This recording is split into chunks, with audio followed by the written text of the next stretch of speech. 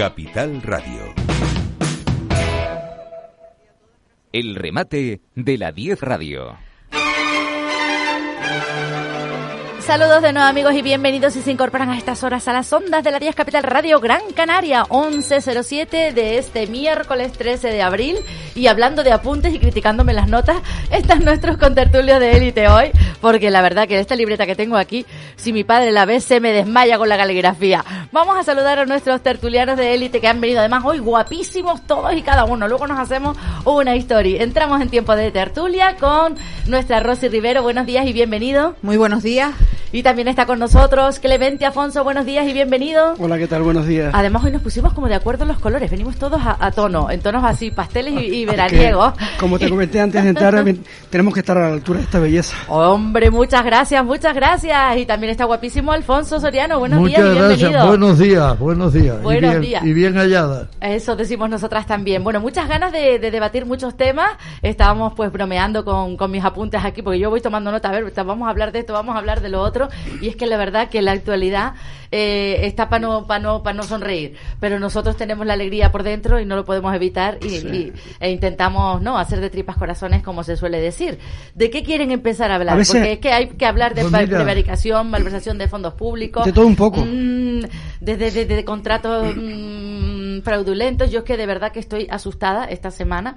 Si ya lo estaba la semana pasada con la guerra de Ucrania y sus consecuencias a todos los niveles, ahora con estas noticias. Con los pelotazos, ¿verdad? Sí. Que no paran, es que la corrupción, aprovechando la corrupción, además, antes nos escandalizaba muchísimo. Bueno, nos sigue escandalizando, pero yo no quiero que la corrupción termine por verse como algo normal dentro de, y yo creo que se deben tomar medidas, pero en el más amplio sentido de la palabra, sea de donde venga. O sea, la corrupción tiene que ser seriamente castigada, y antes cualquier cosa hacía dimitir a alguien por cualquier tema por muy leve que fuera de corrupción, pero es que ahora no dimite a nadie, al contrario, como que es un mérito, pero en este país, claro, en este país, estamos hablando de este país. Yo vengo ahora del Hospital de la Candelaria, es el mayor hospital del archipiélago, cerca de 1.000 camas. Uh-huh. Es la primera empresa del archipiélago, no hay ninguna empresa que tenga más empleados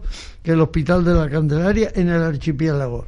No tiene un aparcamiento para los pacientes o para los empleados del enfermeros, médicos, no hay un aparcamiento. Me decía un médico que es el único hospital del mundo que no tiene un aparcamiento para los enfermos que vayan al hospital y para los empleados del hospital. Es cierto, sí. Bueno, pues había un sitio previsto para aparcamiento que era insuficiente, pero ya ese lo han cerrado porque van a ampliar urgencias y ya no existe ese aparcamiento. Había otro sitio donde estaba el antiguo Cine Fraga. Sí. En la rotonda. Los que no sean muy jóvenes se acordarán del Cine Fraga. Yo me acuerdo perfectamente. Entonces, donde estaba ese Cine Fraga, hoy yo me creí que estaba previsto que fuese un aparcamiento. Pues se están construyendo y ya está en la última planta un edificio enorme que además me han dicho los médicos que es del hospital, pero que no saben a qué se va a destinar. Unos dicen para investigación, otros dicen cosas raras, pero no hay, los ciudadanos no nos informamos.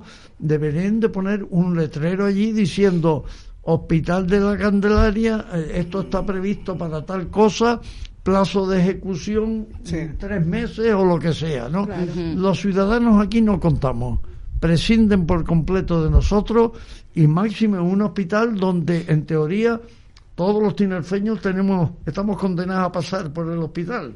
Sí, en algún momento de nuestra vida, o para nosotros o para nuestros familiares, o sea, inevitablemente. Bueno, eso, Alfonso, ese es el resultado del... Bueno, pues aquello está dejado a la mano de Dios, no hay un aparcamiento, y yo pregunto, las enfermeras y los empleados... Sí, para los profesionales de allí.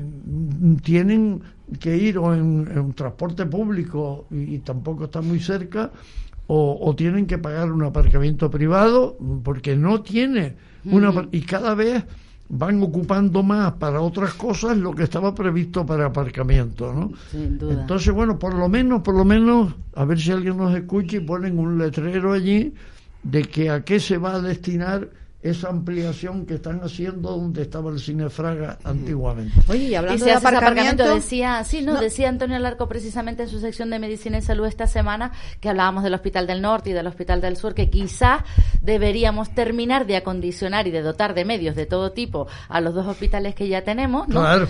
Antes de, pues, que también son necesarios los del Norte y los del Sur, sin lugar a dudas, pero antes de avanzar en los otros, porque anda que no hay carencias de todo tipo en la Candelaria y cortar las listas de espera. Correcto. Porque yo, que tengo por mi edad, tengo que ir al hospital con alguna frecuencia. Bueno, para hacerme una prueba de cualquier especialidad, como mínimo tarda 6 o 7 meses. Bueno, tú oíste ayer al consejero Blas Trujillo diciendo que lo de la lista de espera iba para largo tiempo. Porque son incapaces de solucionar. De alguna manera se está convirtiendo en todos los sentidos, se está convirtiendo en un mal endémico. Es que eso es un tema que siempre hablamos, es un problema de mala gestión administrativa. Total. porque no es por la calidad que siempre elogiamos de los profesionales de la medicina. Pero mira, yo quería hacer un pequeño inciso porque ahora me acordé hablando de aparcamiento. Hay un tema con los aparcamientos que yo no sé quién tiene que ver con esto, si es el Ayuntamiento de Santa Cruz, supongo que sí, o el Ayuntamiento de La Laguna, o quien sea.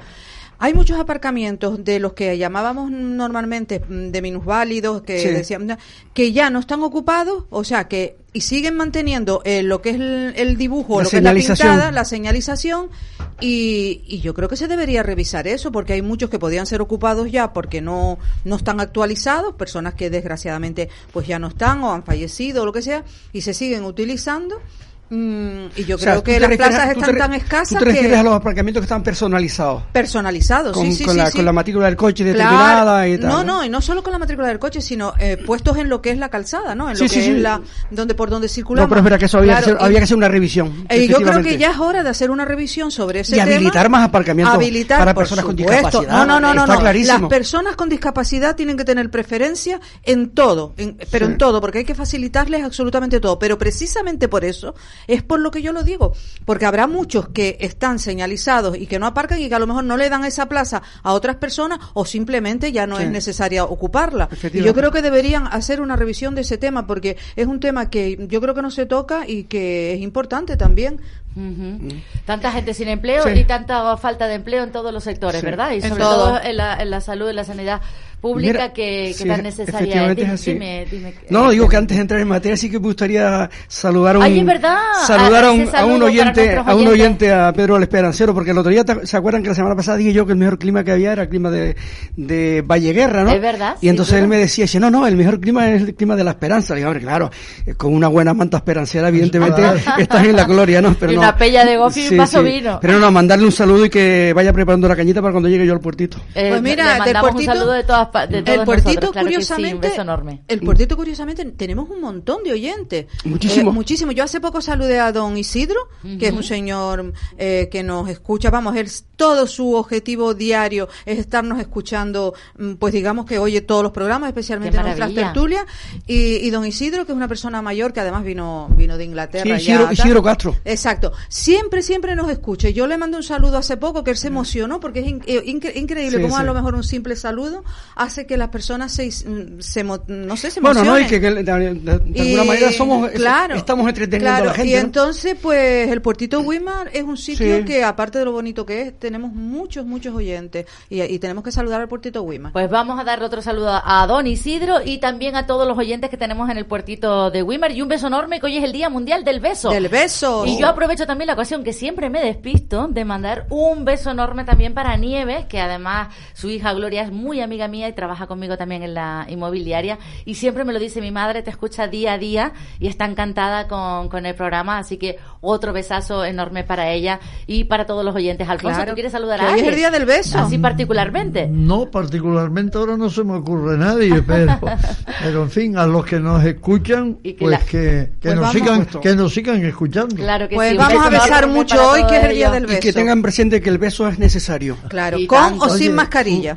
Un tema que yo creo que conviene a comentar algo son las elecciones francesas. Yo también tenía ganas de comentar eso. Yo también, sí. Porque eso puede tener repercusión en España. Es decir, Le Pen ha sido el ogro durante no sé cuántos años, todos los partidos franceses en contra de Le Pen, Y resulta que Le Pen puede ser la presidenta de la República en las segundas elecciones. Claro. Pues sí. Porque ha sacado, Macron sacó el 27% de las elecciones y Le Pen sacó el 23%.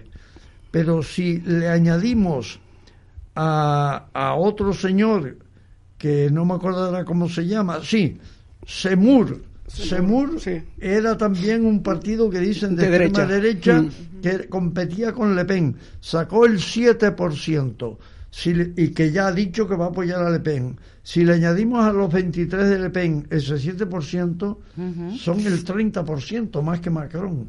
Sí. Y luego hay pequeños partiditos, pero otro dato importante que se está poniendo de manifiesto en toda Europa: el Partido Socialista francés ha desaparecido. Y yo quería comentar una cosa, si me permite. El Partido Socialista francés resulta que, no llegó al 2%, y la candidata era la alcaldesa de París, que es una española de Cádiz, Ana Hidalgo.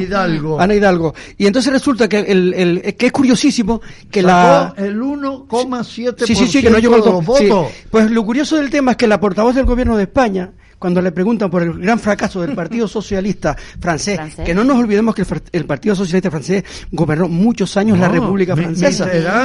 Bastante, sí. Tenemos un historial en Francia. Y entonces ella dice, fíjate los argumentos que tiene esta gente del Partido Socialista Obrero Español, que ni es socialista, ni es obrero, ni es español. Dicen... La verdad que eso lo he oído muchas veces, y me mejor reírnos que no llorar, porque de verdad que razón lleva esa frase. Entonces dicen que Macron, como viene del Partido Socialista, pues ellos se los atribuyen, ¿no? Pues yo le quiero recordar a esta portavoz del Consejo de Ministros que Adolfo Hitler también vino del socialismo. A ver si también te lo apropias tú. Es que eso es algo que se desconoce, yo no sé por qué, y que se trata de hacer un tabú en torno a eso. Por eso yo muchas veces pienso que quieren tapar lo que es la historia, pero quieren taparla en un sentido pero no en otro. Y la historia es toda en su conjunto, toda. Y está ahí para recordar que hay cosas que no debemos hacer ni repetir, y hay cosas que pueden ser ejemplo para... Y la segunda parte de las elecciones de Francia es que resulta que Macron representa en Francia precisamente a la gente rica. Sí, es verdad. ¿Sabes? Sí, totalmente. Y Le Pen, y Jean-Marie Le Pen representa a la gente pobre. Es lo curioso de esta historia, ¿no? Es que el antiguo voto comunista ha ido a Le Pen. Sí, entonces eso resulta... no se dice. Bueno, está pasando en España con mucha gente joven que está votando a vos. Claro, ¿qué es lo que pasa con esto? Que al final, pues... tú no puedes estar todo el día contra corriente. Le Pen era un hombre de la ultraderecha, pero su hija, Marine Le Pen, ya no las genera... ideologías no son tan drásticas. Pero que no genera miedo en el empresariado ni en la banca francesa, que es curioso esto, ¿no? Y por supuesto, eso ha conllevado que tenga una gran escalada. Pero lo que está generando es seguridad. O sea, porque... pero eso nos va a pasar también aquí, cuidado, porque si ahora que miramos... tenga cuidado el PSOE, que tenga mucho cuidado el PSOE. Mira, el mapa de Andalucía... Con tanto lobo suelto. El mapa de Andalucía, hoy por hoy, yo analizándolas en general, yo sé que a las encuestas no hay que hacerle mucho caso, pero a otras sí hay que hacerle caso, y en general, hoy por hoy, el mapa de Andalucía es casi todo verde, y no precisamente porque el color verde sea el color de Andalucía. Entonces, cuidado, porque la gente está desencantada, está desilusionada, está cansada de mentiras, está cansada de ser sacrificada, y no solo en España, sino lo estamos viendo en Francia, y queremos otras un opciones, cambio donde la economía se sienta con la confianza de nuevo de la inversión o de la seguridad de no tener pérdidas. Y a eso se está jugando. La economía ha visto que con lo que nos han ofrecido, como tú bien dices, el Partido Obrero Español o otros partidos socialistas de Europa, no han tenido el refuerzo económico que se necesitaba, y que cada vez han perdido más y quieren dar un golpe, como se suele decir, sobre la mesa, y un cambio. Y ya da igual, contar de cambiar esto, da igual lo que sea, pero no desprestigiar partidos que hoy por hoy creo que tienen toda la credibilidad democrática del mundo, diciendo, como en Francia. Que estaba intentando el sobremediar, pero no nos olvidemos que el Partido Socialista francés ha desaparecido. Pero la derecha clásica, el partido de Gaulle, de Chirac y de Giscard, que gobernó en Francia en mi época toda la vida, ha sacado el 4% de los votos. Sí. Ha desaparecido también. Sí. El partido de Valéry Giscard d'Estaing. Y en Italia, la democracia cristiana de De Gasperi, que gobernó 30 años en Italia, ha referente de los italianos. Y el Partido Socialista Italiano, que con el francés eran los partidos socialistas más importantes de Europa, ha desaparecido también. Y en España, no nos engañemos, tarde o temprano los partidos clásicos de la izquierda y de la derecha van a desaparecer. Desde luego que como sigan así las cosas. La prueba está que se olviden el PSOE y el PP de sacar mayoría absoluta. No, el bipartidismo ya no. Eso es imposible. La gente está cansada de las ideologías que no funcionan. Lo que me extraña es que hay una izquierda que ve normal que Sánchez pacte con los independentistas catalanes, con los terroristas de Bildu o con los comunistas de Podemos, pero se rajan las vestiduras porque el PP pacta en Castilla y León con Vox. Un partido democrático, además, que tenemos que recordar eso. Oiga, un partido, Vox, que es el tercer partido en el Parlamento. Sí, pero hay una cosa importante en eso que dices tú, Alfonso, que es que resulta que ahora están diciendo que si van a perder derechos las mujeres, el feminismo y tal, ¿no? Y sin embargo, no, por supuesto que es mentira, pero sin embargo, ¿dónde están estas feministas defendiendo a la niña violada en Valencia por el marido de la vicepresidenta, porque en aquel momento era el marido y además está condenado, por eso ya decimos que violada, y encima perseguida, que además la llevaron a declarar esposada a la niña? ¿Dónde están esas feministas? ¿Dónde están las feministas defendiendo a todas las niñas de centros de menores de Baleares?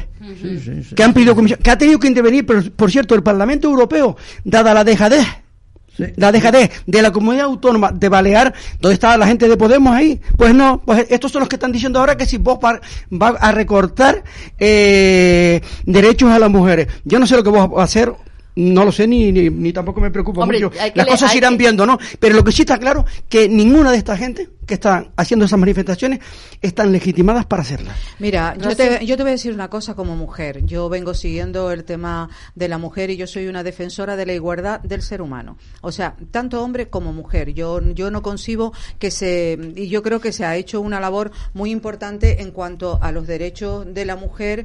Pues si hacemos memoria, hace algunos años en España no tenías derecho ni siquiera a tener una cuenta corriente, ni tener un teléfono a nombre tuyo, y etcétera, etcétera, porque eso lo sabemos porque nos lo han contado nuestras madres, nuestros abuelitos. Por ahí, muy bien. Antes de que llegaran estas feministas que ofenden a las anteriores con ciertas actitudes que yo francamente no les he visto la ventaja.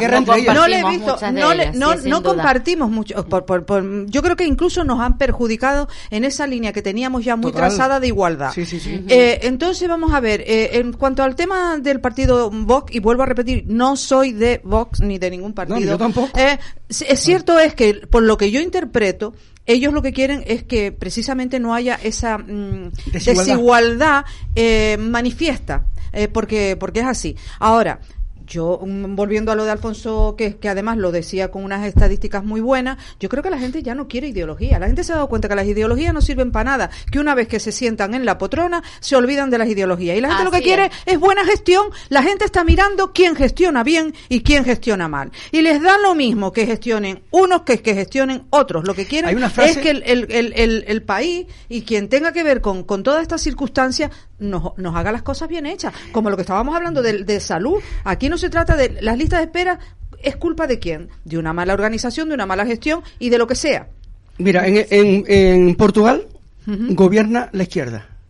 Y la diferencia con Portugal y España es que allí se hace gestión y aquí no se hace gestión. Es que la gestión y eso dicen ellos mismos, el político está para gestionar. Que en Portugal la izquierda decida bajar los impuestos porque es lo mejor para la ciudadanía, y aquí no. Aquí resulta que hay que subir los impuestos porque hay que mantener una lacra. Claro. Una lacra de enchufados, de cara dura, y no se recorta donde se hay que recortar, solamente se recorta en los bolsillos de los ciudadanos españoles. Tú eliges un político para que gestione bien, hoy no para que... Se acaba de dar el dato de la inflación en España. 9,8. Se acerca al 10%. Era lo que iba a apuntar yo precisamente, que estaba aquí en portada mañana. El país que tiene más alta la inflación de toda la Unión Europea.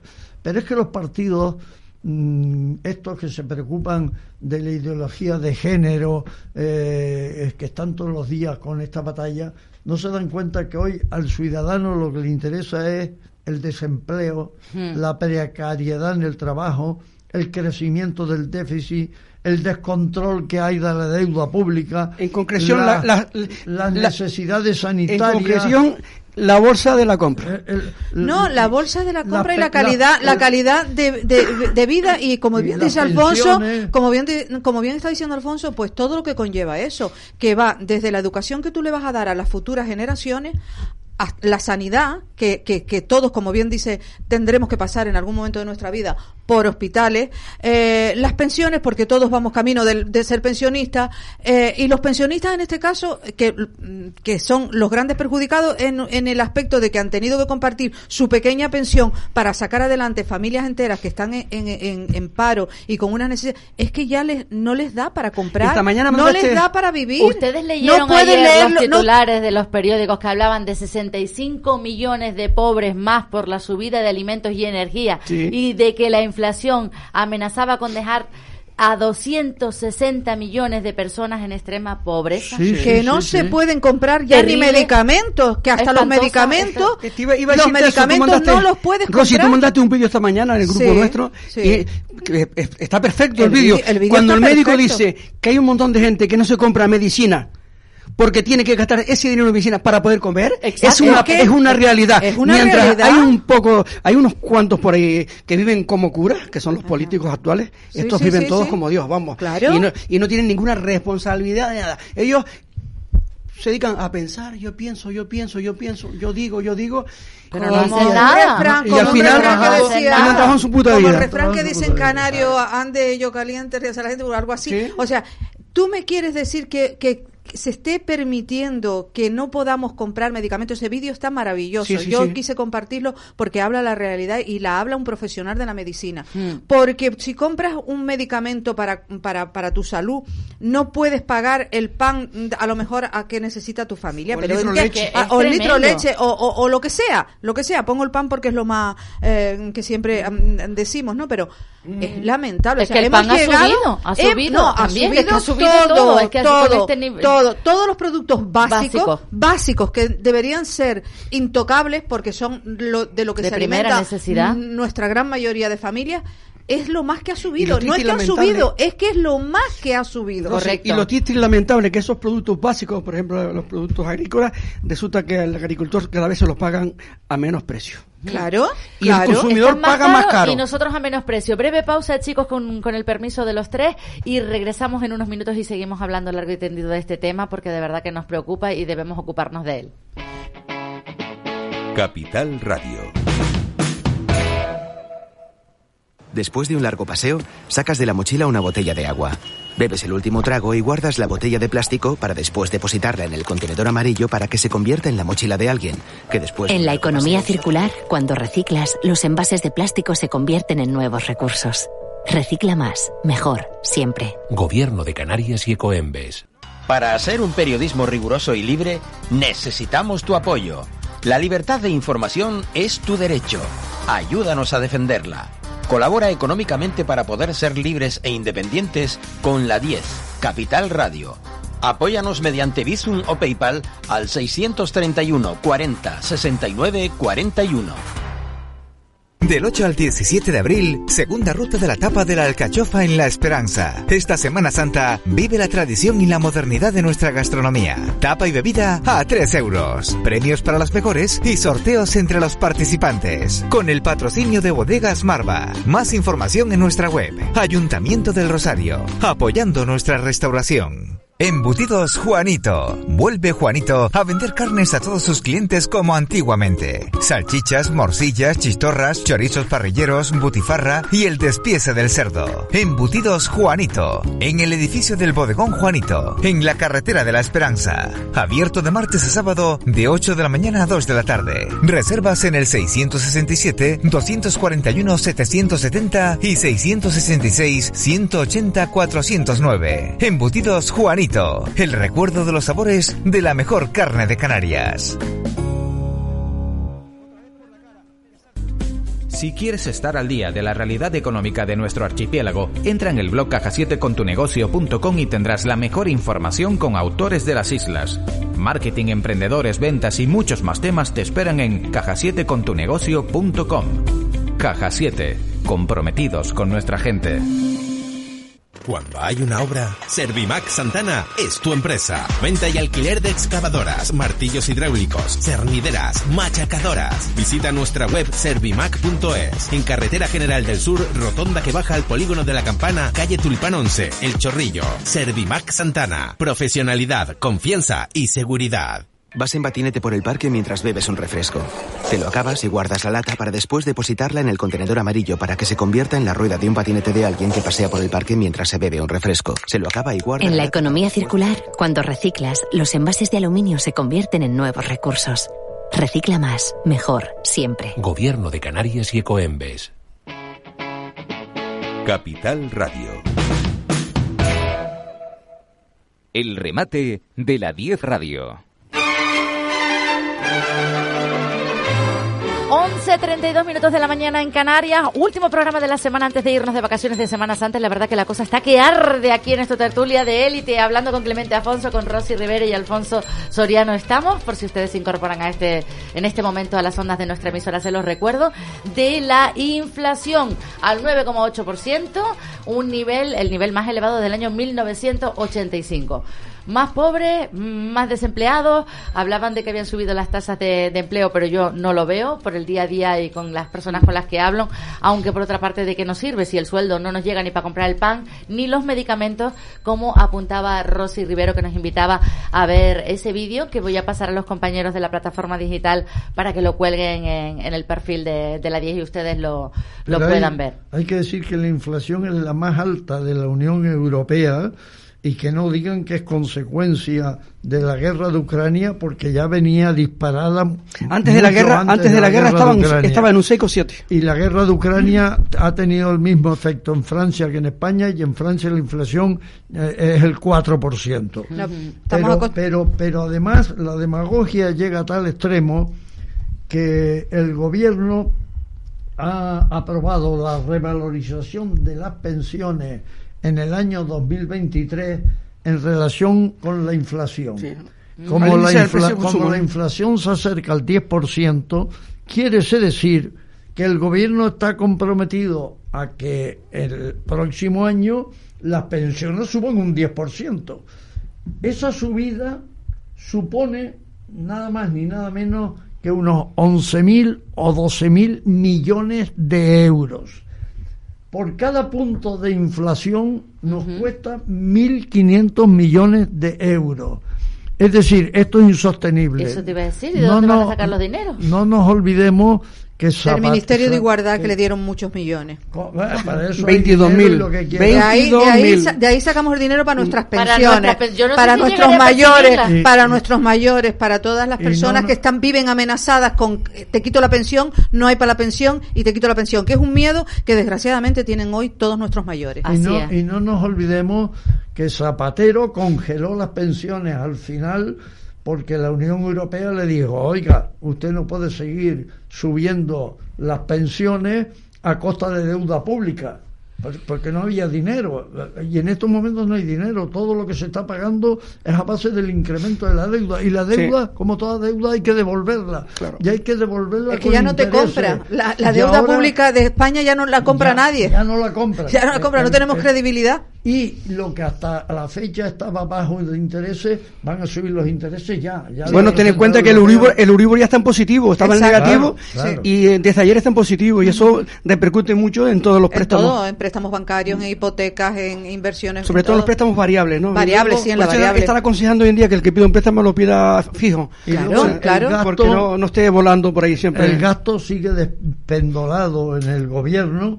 El gobierno de Sánchez es el más caro de la democracia. Nos cuesta casi 173.000 millones. Es que es vergonzoso. Los defensores... Pues de ahí que saquen el dinero para las pensiones, para nuestros ancianos. Y tanto, yo siempre lo digo. Hombre. Nos hemos inventado las autonomías.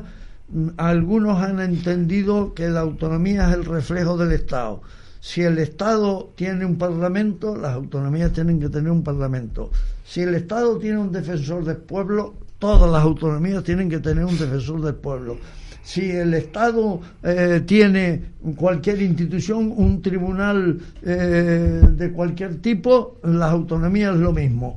Bueno, pues los defensores del pueblo de todas las autonomías, porque todas tienen un defensor del pueblo. Las 27. En Canarias se llama diputado del común. Nos cuestan 33 millones de euros.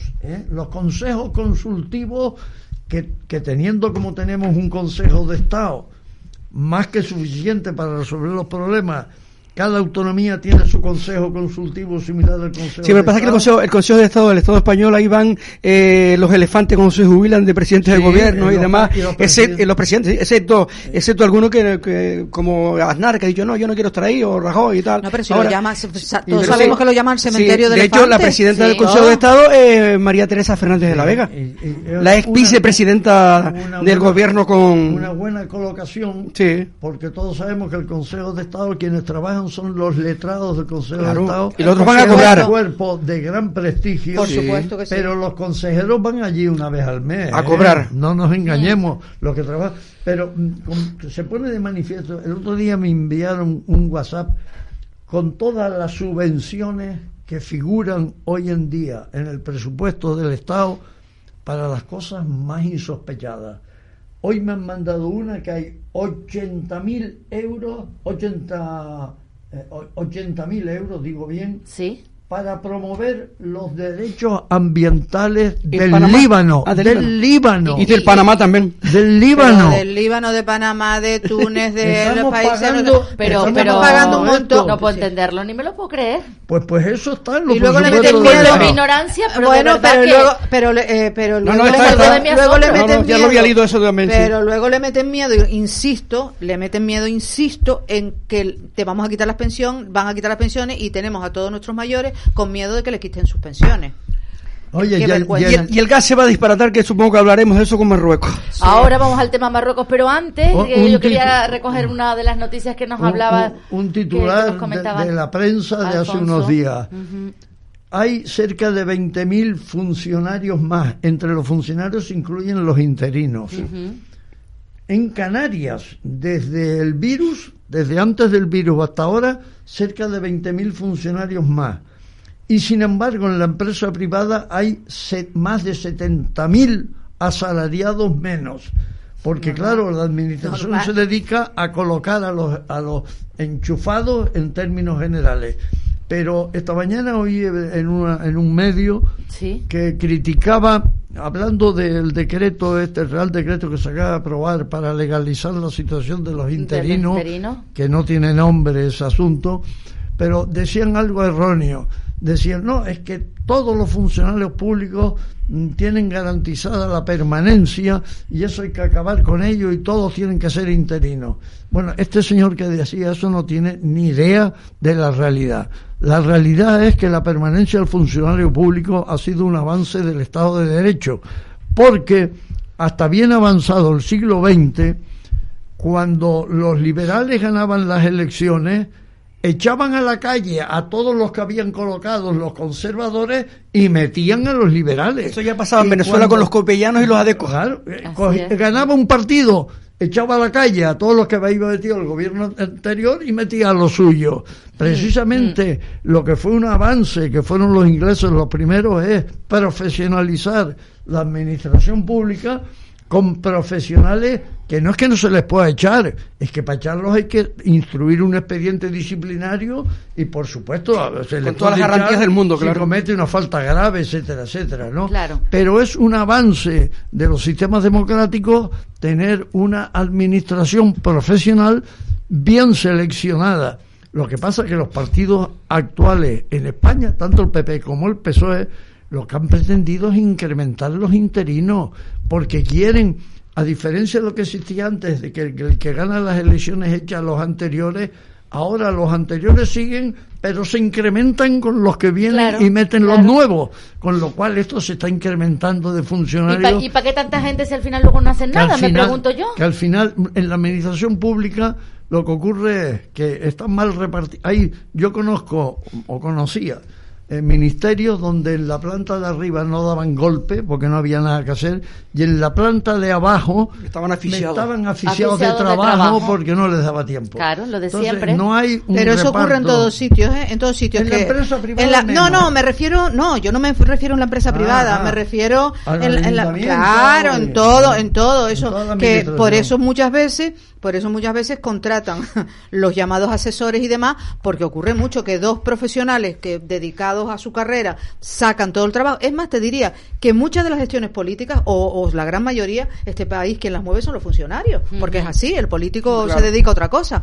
Y en ese marcar sentido, directrices. Pero claro, y en ese sentido hay que tener mucha capacidad y ser una persona y lo que pasa actualmente, con conocimiento. Lo que pasa actualmente es que el funcionario profesional que ha superado unas oposiciones, pues claro, tengamos en cuenta también, que hay oposiciones, notarías, cuerpo diplomático, que son muy abogados del Estado, que tienes que estudiar la carrera de Derecho y luego tirarte 4 o 5 años preparando la oposición. Sí. Entonces, claro, ahora a un señor que se ha tirado 4 o 5 años preparando la oposición le dicen, no, el interino ahora lo vamos a hacer funcional igual que tú, que no ha pegado golpe porque fue enchufado aquí.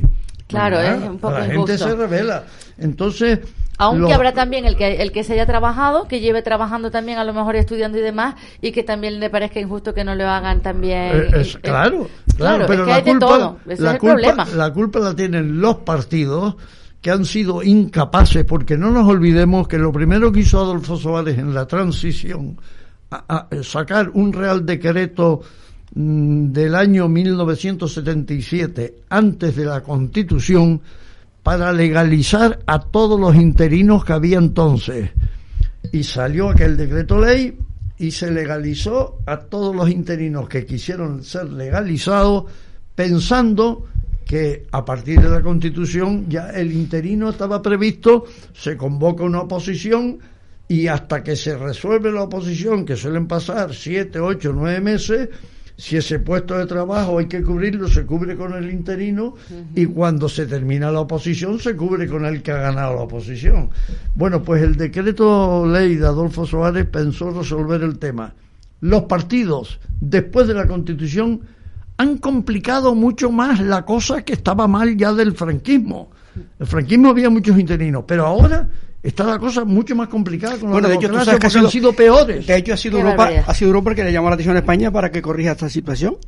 Donde más interinos hay en Europa es en España. Sí. Y entonces, claro, y ahora con ese famoso Real Decreto que habrá que convalidar en las Cortes, resulta que ese Real Decreto no fue pactado con Podemos ha dicho que ni de coña, ¿no? Claro. Y por otra parte hay que decir que ese Real Decreto no tiene el aval del Consejo de Estado.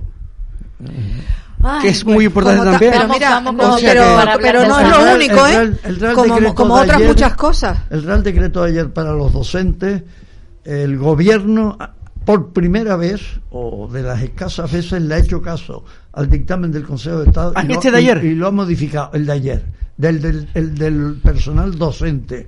Pero el Real Decreto anterior para el resto del personal, ahí se han saltado la torera el informe. Yo recuerdo que aquí había un informe del Consejo de Estado que decía que no era la forma. Pero vamos a ver, es que lo de ayer lo aprobaron y todo muy bonito y tal, para ocultar realmente el problema que hay detrás, que es generalizado. No seamos tan ingenuos, por favor, que estamos acostumbrados a ver eso. Te contento con medio caramelito, pero en realidad la bolsa de caramelos me la llevo yo.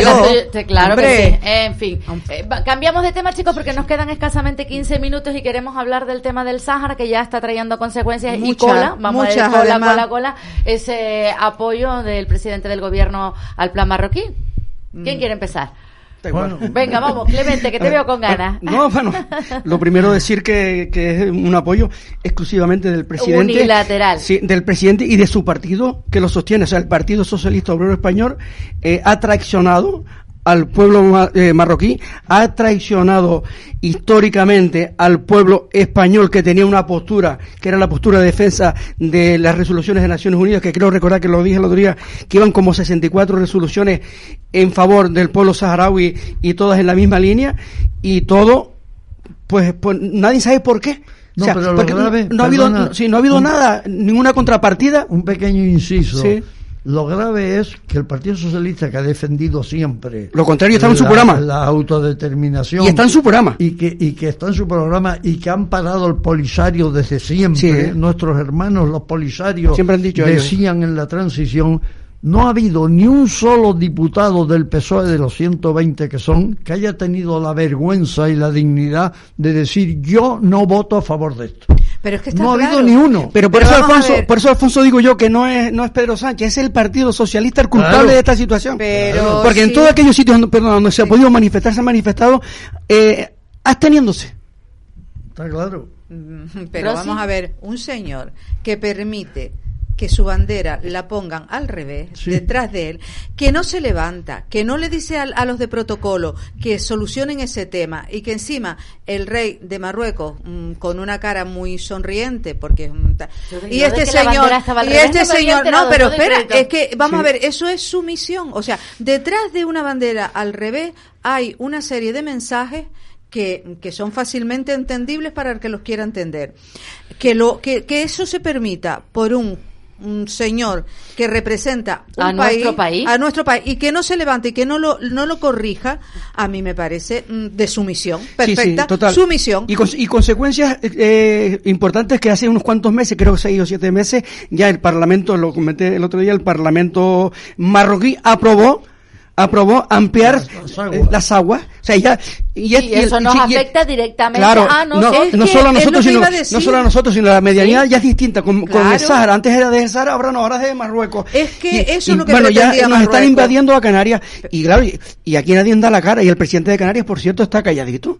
Porque es de su partido. Claro, lo único que dice que que él intentará ir a Marruecos, como han ido todos los expresidentes de Canarias durante todo este periodo de tiempo. A mí me preocupa que venga Sánchez a aplicarlo aquí. Cuando lo tiene que explicar en el Parlamento. Correcto, porque no sabemos lo que ha conseguido a cambio, porque ha conseguido una cosa, ha conseguido quitarnos el gas.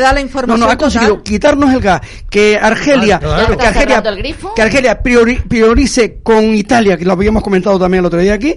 El 50 y pico % del gas ya va a Italia. Italia es el que lo distribuye por Europa. Ojito al parche con eso. Y con lo cual ha dicho Argelia que va a renovar todos los contratos que tenía, excepto con España. El de España será revisado. Claro. Exacto. Eso es lo que ha conseguido el personaje este. Y el Frente Polisario también se ha manifestado. Bueno, el Frente Polisario ha roto relaciones. Ha roto las relaciones total, y era de esperar, pero a mí lo que me preocupa realmente es que yo nunca, como canaria, nunca me he sentido tan utilizada como por este gobierno y con este acuerdo con Marruecos. Es que ha dejado a Canarias absolutamente desprotegida, como que no les importamos nada, que solo somos una moneda de cambio para negociar lo que a ellos les interesa en determinados momentos. Y Canarias aquí no cuenta nada, ni siquiera para la hora de opinar. Marruecos y que nuestra trayectoria con el historial no solo del Frente Polisario de apoyo al Sáhara y la cercanía que tenemos y todos los acuerdos que habíamos conseguido, pues eso se pasa por alto, y este señor hace con Canarias lo que les da la gana. Rosy, Marruecos siempre ha conseguido todo lo que ha querido a través de soborno. Claro. Siempre, históricamente. Pero si tú te dejas sobornar, eres exactamente igual que él. Hombre, total. Yo hubiera entendido el acuerdo con Marruecos tal como está planteado si a cambio se hubiese conseguido que Ceuta y Melilla entrasen en la OTAN, porque España está en la OTAN y estamos protegidos de cualquier invasión. Canarias pero Ceuta y Melilla, Canarias sí está en la OTAN, sí. Tiene unos acuerdos diferentes. Ceuta y Melilla mañana un país invade Melilla y no está en la OTAN. Yo bajo ningún concepto hubiese llegado a ningún tipo de acuerdo con Marruecos. Bajo ningún concepto. Es que no sabemos Marruecos ni siquiera Marruecos es una dictadura que se salta los derechos humanos permanentemente. Yo lo que habría que hacer con Marruecos es precisamente en Ceuta y Melilla llevar el ejército y ponerlo ahí apuntando para allá y dejarlos allí permanentemente para que se acabe el vacilón. Aquí lo que no puede hacer que Marruecos haga lo que les dice permanentemente, como está apoyado por Francia y por Estados Unidos, la inmigración, ¿sabes? Y ellos siempre tienen el argumento que ellos paran un poco en los atentados yihadistas y no sé qué historia. Eso es que es una trola también. O sea, a Marruecos hay que ponerlo en su sitio. Y otra cosa, ya, porque yo creo que ya está siendo tarde el ponerlos en su sitio. No, y otra cosa que es vital para Canarias y que es la única manera de resolver el tema de las aguas es la mediana entre la costa saharaui y la costa canaria. Sí, pero ahora ya no hay la mediana. Pero escucha, ya no hay costa, ya no hay costa sahariana, ahora es costa marroquí. Claro, ese es el problema. Porque es la venta que han hecho esto. Claro, es que esa es la indignación que tenemos y que los canarios no hemos podido opinar absolutamente nada. Porque, pero como bien dices qué curioso tú, que no oigo ningún pesoísta. No. Diciendo nada, Están callados todos. Oye, pero los pesoístas que tanto se han manifestado, tanta historia y tal. Joder, ¿cómo está esta gente? Yo me acuerdo las primeras elecciones. Van a acabar como Ana Hidalgo en Francia. Y mientras tanto siguen llegando inmigrantes. Me acuerdo. Tendremos que salir nosotros para dar cabida a ellos porque ya no cabemos. Las primeras elecciones democráticas, me acuerdo como si fuese hoy, se aprobó un tratado de pesca con Marruecos por parte de España antes de estar integrados en la Unión Europea. El PSOE lo criticó acerbamente. Lo primero que hizo el PSOE al llegar al poder es sacar un tratado de pesca con Marruecos muchísimo más favorable para Marruecos que el de UCD. Yo escribí un artículo en El País que se publicó en El País sobre eso, y Tamames me llamó para publicarlo en el Extraordinario del País porque le había gustado mucho ese artículo. Entonces, lo que quiero decir es que nos olvidamos de todo, porque yo en las primeras elecciones me acuerdo que la campaña del PSOE fue en contra del tratado de pesca de UCD y a favor del Polisario. Decían nuestros hermanos los Polisarios. Esa frase la oía yo todos los días en las primeras elecciones del año 77. Pues fíjense ustedes, los Polisarios que en ese momento asesinaron a cerca de 300 pescadores. Hay que recordarlo, la mayoría de la provincia de Las Palmas, todo hay que decirlo, porque estaban pescando, y hay una asociación de esas víctimas que nadie les hace el menor caso, que no que no podemos olvidarlo. Y que lo menos que podría haber exigido Sánchez ahora, el rey de Marruecos, es: oiga, si el Sáhara pasa a depender de Marruecos, indemnice usted a todas estas familias víctimas del Polisario. De todas formas, que no nos olvidemos que muchos españoles nacieron en el Ayun, en Cine, claro. O sea, ¿eso qué pasa? Y nuestros padres trabajaron, abuelos. Exacto, pero es que también, esas regiones o esas capitales, eso se ha olvidado, se hace se les tapa, se les oculta. Señores, eso también forma parte de nuestra historia, pero es que el tema de Canarias es... Francamente, si yo fuese presidente del gobierno de Canarias, yo me sentiría, pues yo creo que avergonzado de que en Canarias nos hayan dejado al margen de algo tan importante para nosotros y para nuestro futuro. Y además hay que tener en cuenta que hay resoluciones de los tribunales europeos y también hay acuerdos, resoluciones también de la Comunidad Europea en contra de la invasión de aguas por parte de Marruecos en el Sahara. De hecho, muchas veces se lo han votado abajo. Sí, algunos acuerdos que Marruecos quería llevar, pues, diciendo: no, esto no te corresponde a ti, que esto es del Sahara. Es que el último tratado de pesca de la Unión Europea con Marruecos incluía la franja del Sáhara como marroquí, y la quitaron. Y hubo una impugnación, y está pendiente de resolver esa impugnación, pero seguro que le darán la razón a los que lo han impugnado. Ya ha habido muchas resoluciones con respecto a eso. El Sáhara, de acuerdo con las Naciones Unidas, es un territorio en administración por parte de España y pendiente de un referéndum de autodeterminación. Eso es así. Madre mía, vamos a ver qué pasa con todo esto, seguro seguiremos hablando de este tema. Nos quedan muchos pendientes, chicos y chicas, pero no nos da tiempo ya. Y no quiero despedirles hoy sin que me cuenten los planes que tienen para estos días de descanso, si es que los van a disfrutar, porque algunos trabajan, desde luego. Rosy Rivero. Mira, pues yo como autónoma que soy, y los autónomos estamos muy malamente en estos momentos, pues no podemos permitir el lujo ni de viajes, ni de hoteles, ni de nada de eso, ¿no? Con lo cual, yo ante todo quiero decir que yo vengo siempre con la promesa de ser lo más moderada y tranquilizarme, pero es que los temas estos me pueden y me indignan, ¿no? Claro que entonces la sinceridad me puede. A los oyentes también, ¿eh? Claro, pero entonces lo que hacemos en estos casos, pues mira, tratar de pasar esta Semana Santa como podamos, disfrutar un poquito pues de todo un poco, pero quedándonos en casa porque no hay manera, no queda otra. Y hoy aprovechar que es el día del beso para dar muchos besos. Yo recomiendo que se den muchos besos. Me parece una buena idea y un planazo. Luego te doy yo el beso mío particular también cuando terminemos el programa. Muy bien. Yo creo que la mayor parte de nosotros vamos a hacer lo mismo, aunque hay algunos que se van a apretar todavía más el cinturón para poder aprovechar un poquito si pueden esta disfrutar, Semana Santa, aunque sea de una comida fuera o de una pequeña escapada. Claro, yo recomiendo que si pueden darse pequeños placeres y pueden disfrutar un poquito, que aprovechen. Claro. Que hemos tenido tiempos muy malos y entonces hay que aprovechar ahora un poquito esta normalidad. Alfonso, ¿tú qué vas a hacer? Los jubilados estamos siempre de vacaciones, porque ya no trabajamos. Pero yo como lagunero pienso ir mañana, el Jueves Santo, a ver los monumentos de la laguna, que son de los mejores de España. La cantidad de plata que hay en los monumentos de la laguna no se ve en ningún sitio de la península y merecen la pena verlos, ¿no? Entonces, como yo estoy acostumbrado en mi niñez lagunera a visitar los monumentos preciosos de la laguna, pues pienso hacerlo mañana. ¿Y la procesión del silencio? ¿La aguantas todavía? Mira, empieza muy temprano. Yo debo ser el esclavo del Cristo más antiguo. Por eso te lo pregunto.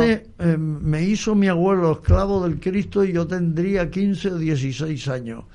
No creo que haya ya muchos más antiguos que yo. Uh-huh. Entonces, a la procesión del silencio de madrugada yo iba siempre. Yo recuerdo verte, pero yo ya con mis 85 años ya no me atrevo porque es una procesión que sale a las 3 de la mañana del Cristo y entra en la catedral a las 9 de la mañana, entra de día. Uh-huh. Ya son muchas horas. Ya, para este cuerpo que tantas ha llevado encima, ¿no? Pero me gustaría mucho poder ir. Claro, mira, preciosa. Es una procesión donde hay una religiosidad extraordinaria, donde vienen a la laguna gente de todos los alrededores, de las Mercedes, de la Esperanza, va todo el mundo a esa procesión, hay el máximo respeto.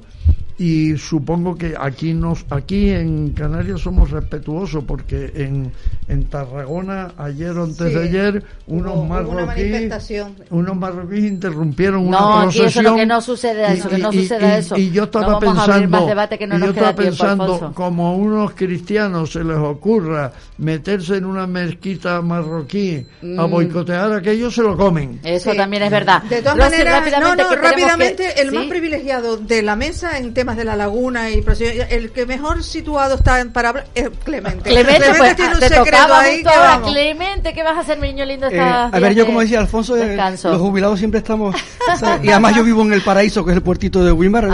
Mientras la gente intenta ir al puertito, y ya estoy allí. Camarones y cañitas. Camarones en el Che Padilla, por cierto, donde hacíamos antes el programa de deporte, en el Che Padilla. Ajá. Se come muy bien.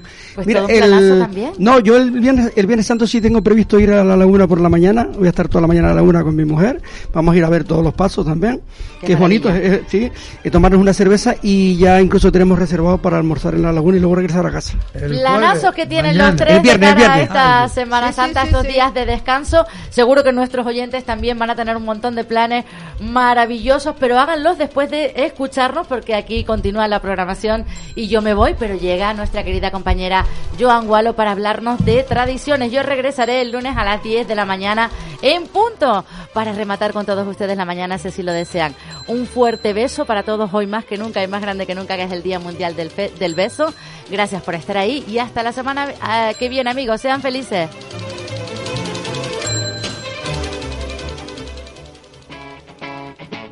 Capital Radio.